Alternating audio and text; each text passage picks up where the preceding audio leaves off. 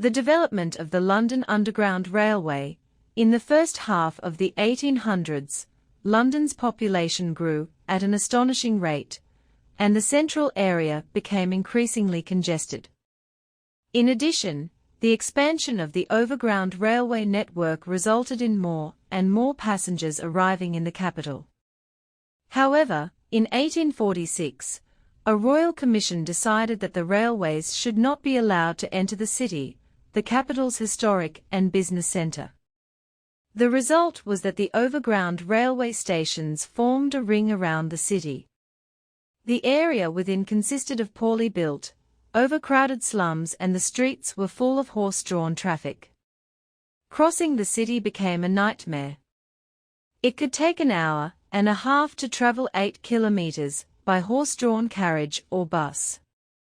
Numerous schemes were proposed to resolve these problems, but few succeeded.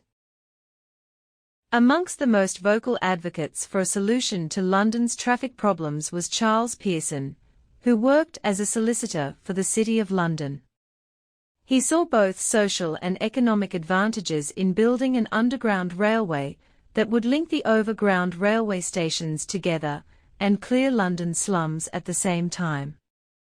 His idea was to relocate the poor workers who lived in the inner-city slums to newly constructed suburbs, and to provide cheap rail travel for them to get to work. Pearson's ideas gained support amongst some businessmen, and in 1851 he submitted a plan to Parliament. It was rejected, but coincided with a proposal from another group for an underground connecting line, which Parliament passed. The two groups merged and established the Metropolitan Railway Company in August 1854. The company's plan was to construct an underground railway line from the Great Western Railway Station at Paddington to the edge of the city at Farringdon Street, a distance of almost 5 kilometers. The organization had difficulty in raising the funding for such a radical and expensive scheme, not least because of the critical articles printed by the press. Objectors argued that the tunnels would collapse under the weight of traffic overhead, buildings would be shaken, and passengers would be poisoned by the emissions from the train engines. However, Pearson and his partners persisted. The GWR, aware that the new line would finally enable them to run trains into the heart of the city, invested almost £250,000 in the scheme. Eventually, over a 5-year period, £1 million was raised. The chosen route ran beneath existing main roads to minimize the expense of demolishing buildings. Originally scheduled to be completed in 21 months, the construction of the underground line took 3 years. It was built just below street level using a technique known as cut and cover. A trench about 10 meters wide and 6 meters deep was dug, and the sides temporarily held up with timber beams. Brick walls were then constructed, and finally a brick arch was added to create a tunnel. A 2-meter-deep layer of soil was laid on top of the tunnel and the road above rebuilt. The Metropolitan Line, which opened on the 10th of January 1863, was the world's first underground railway. On its first day, almost 40,000 passengers were carried between Paddington and Farringdon, the journey taking about 18 minutes. By the end of the Metropolitan's first year of operation, 9.5 million journeys had been made.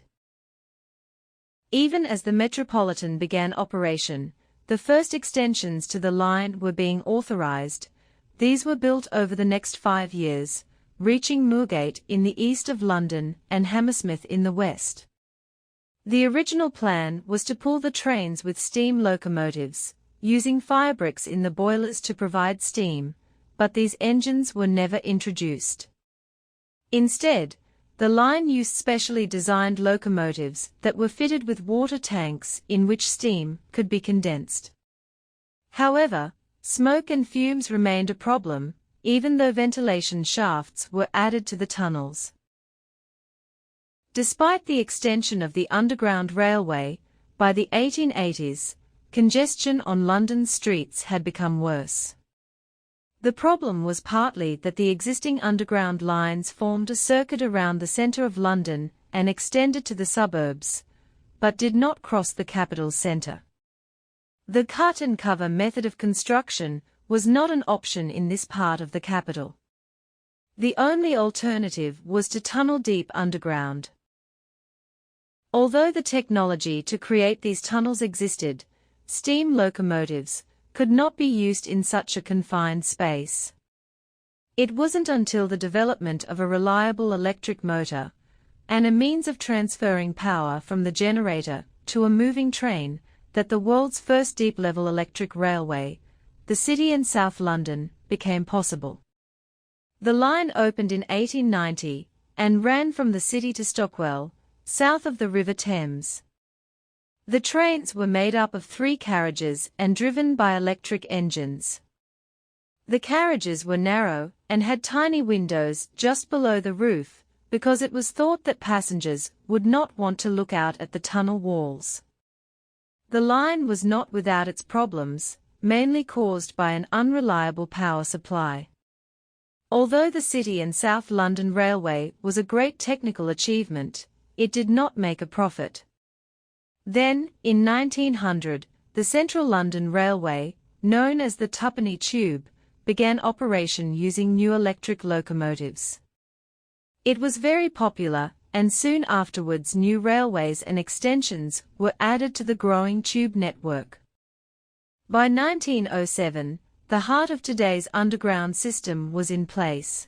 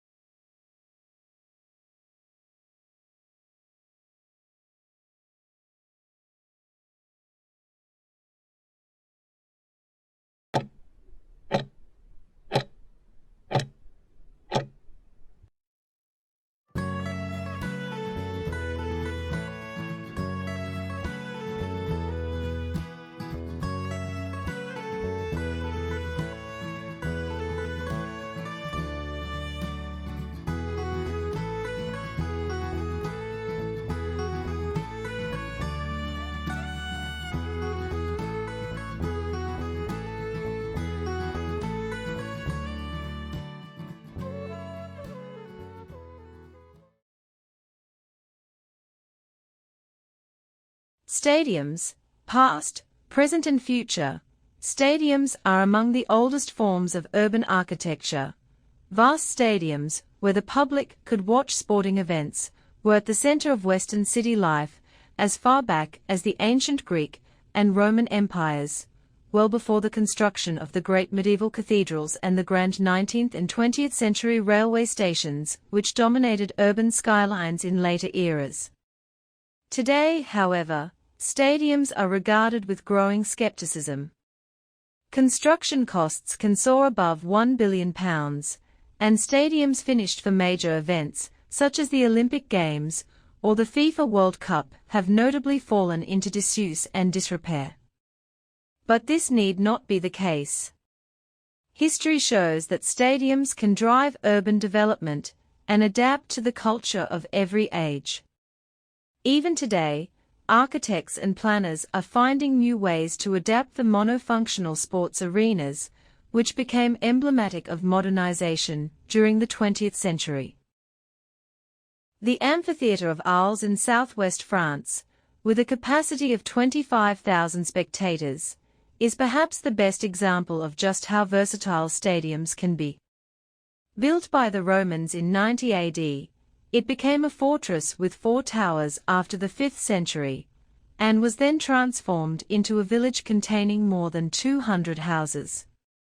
With the growing interest in conservation during the 19th century, it was converted back into an arena for the staging of bullfights, thereby returning the structure to its original use as a venue for public spectacles.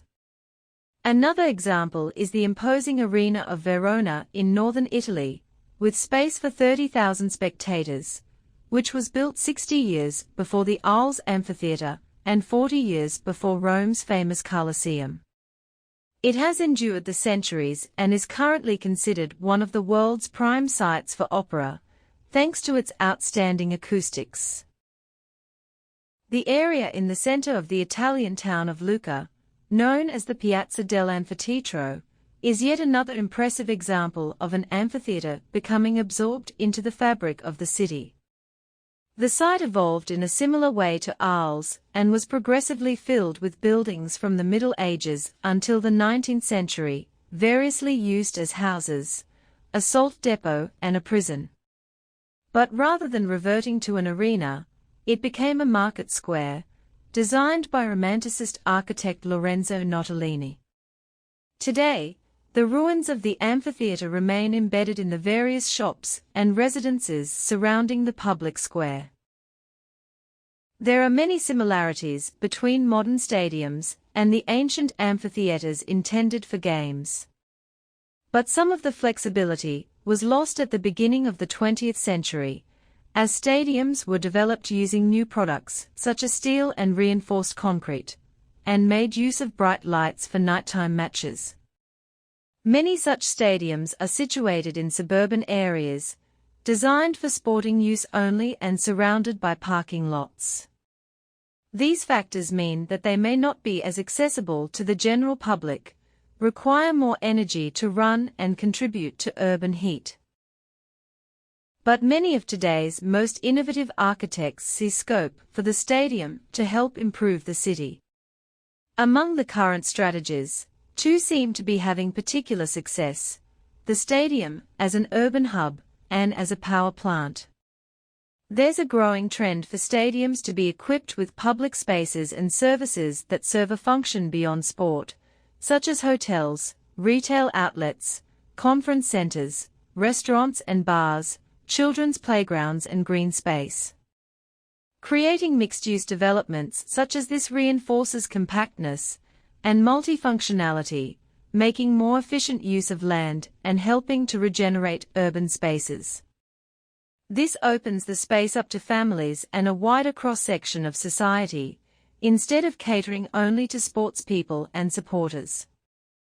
There have been many examples of this in the UK. The mixed-use facilities at Wembley and Old Trafford have become a blueprint for many other stadiums in the world. The phenomenon of stadiums as power stations has arisen from the idea that energy problems can be overcome by integrating interconnected buildings by means of a smart grid, which is an electricity supply network that uses digital communications technology to detect and react to local changes in usage, without significant energy losses. Stadiums are ideal for these purposes, because their canopies have a large surface area for fitting photovoltaic panels and rise high enough to make use of micro-wind turbines. Freiburg-Mage Solar Stadium in Germany is the first of a new wave of stadiums as power plants, which also includes the Amsterdam Arena and the Kaohsiung Stadium. The latter, inaugurated in 2009, has 8,844 photovoltaic panels producing up to 1.14 GWh of electricity annually. This reduces the annual output of carbon dioxide by 660 tons and supplies up to 80% of the surrounding area when the stadium is not in use. This is proof that a stadium can serve its city and have a decidedly positive impact in terms of reduction of CO2 emissions. Sporting arenas have always been central to the life and culture of cities. In every era, the stadium has acquired new value and uses, from military fortress to residential village, public space to theatre, and most recently a field for experimentation in advanced engineering. The stadium of today now brings together multiple functions, thus helping cities to create a sustainable future.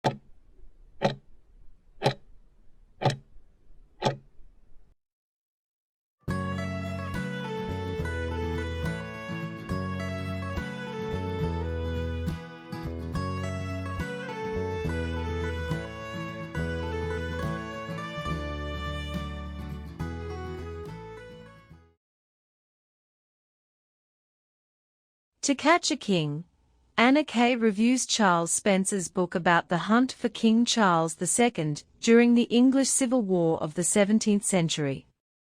Presbyterianism, part of the Reformed Protestant religion. Charles Spencer's latest book, To Catch a King, tells us the story of the hunt for King Charles II in the 6 weeks after his resounding defeat at the Battle of Worcester in September 1651. And what a story it is! After his father was executed by the parliamentarians in 1649, the young Charles II sacrificed one of the very principles his father had died for, and did a deal with the Scots, thereby accepting Presbyterianism as the national religion in return for being crowned King of Scots. His arrival in Edinburgh prompted the English Parliamentary Army to invade Scotland in a preemptive strike. This was followed by a Scottish invasion of England. The two sides finally faced one another at Worcester in the west of England in 1651. After being comprehensively defeated on the meadows outside the city by the Parliamentarian army, the 21-year-old king found himself the subject of a national manhunt, with a huge sum offered for his capture. Over the following 6 weeks he managed, through a series of heart-poundingly close escapes, to evade the parliamentarians before seeking refuge in France. For the next 9 years, the penniless and defeated Charles wandered around Europe with only a small group of loyal supporters. Years later, after his restoration as king, the 50-year-old Charles II requested a meeting with the writer and diarist Samuel Pepys. His intention when asking Pepys to commit his story to paper was to ensure that this most extraordinary episode was never forgotten. Over 2 3-hour sittings, the king related to him in great detail his personal recollections of the 6 weeks he had spent as a fugitive. As the king and secretary settled down, Charles commenced his story. After the battle was so absolutely lost as to be beyond hope of recovery, I began to think of the best way of saving myself. One of the joys of Spencer's book, a result not least of its use of Charles II's own narrative, as well as those of his supporters, is just how close the reader gets to the action. The day-by-day retelling of the fugitives' doings provides delicious details. The cutting of the king's long hair with agricultural shears, the use of walnut leaves to dye his pale skin, and the day Charles spent lying on a branch of the great oak tree in Boscobel wood as the parliamentary soldiers scoured the forest floor below. Spencer draws out both the humour, such as the preposterous refusal of Charles's friend Henry Wilmot to adopt disguise on the grounds that it was beneath his dignity, and the emotional tension when the secret of the king's presence was cautiously revealed to his supporters. Charles's adventures after losing the Battle of Worcester hide the uncomfortable truth that whilst almost everyone in England had been appalled by the execution of his father, they had not welcomed the arrival of his son with the Scots army, but had instead firmly bolted their doors. This was partly because he rode at the head of what looked like a foreign invasion force, and partly because, after almost a decade of civil war, people were desperate to avoid it beginning again. This makes it all the more interesting that Charles II himself loved the story so much ever after. As well as retelling it to anyone who would listen, causing eye-rolling among courtiers, he set in train a series of initiatives to memorialize it. There was to be a new order of chivalry, the Knights of the Royal Oak. A series of enormous oil paintings depicting the episode were produced, including a 2-meter-wide canvas of Boscobel wood and a set of 6 similarly enormous paintings of the king on the run. In 1660, Charles II commissioned the artist John Michael Wright to paint a flying squadron of cherubs carrying an oak tree to the heavens on the ceiling of his bedchamber. It is hard to imagine many other kings marking the lowest point in their life so enthusiastically, or indeed pulling off such an escape in the first place. Charles Spencer is the perfect person to pass the story on to a new generation. His pacey, readable prose steers deftly clear of modern idioms and elegantly brings to life the details of the great tale. He has even-handed sympathy for both the fugitive king and the fierce republican regime that hunted him, and he succeeds in his desire to explore far more of the background of the story than previous books on the subject have done. Indeed, the opening third of the book is about how Charles II found himself at Worcester in the first place, which for some will be reason alone to read To Catch a King. The tantalizing question left, in the end, is that of what it all meant. Would Charles II have been a different king had these 6 weeks never happened? The days and nights spent in hiding must have affected him in some way. Did the need to assume disguises, to survive on wit and charm alone, to use trickery and subterfuge to escape from tight corners help form him? This is the one area where the book doesn't quite hit the mark. Instead, its depiction of Charles II in his final years as an ineffective, pleasure-loving monarch doesn't do justice to the man, or to the complexity of his character. But this one niggle aside, To Catch a King is an excellent read, and those who come to it knowing little of the famous tale will find they have a treat in store.